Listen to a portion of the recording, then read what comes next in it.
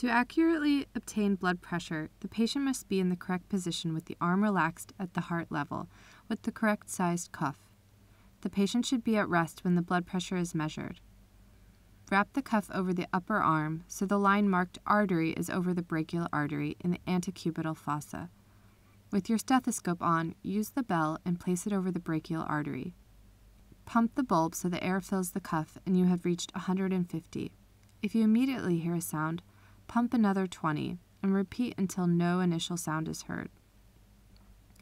Slowly deflate the cuff while watching the pressure gauge. The first sound you hear represents systolic blood pressure. Continue listening as the cuff deflates. Diastolic blood pressure is measured when the sound completely disappears. In normal adults, blood pressure is between 100/60 and 140/90.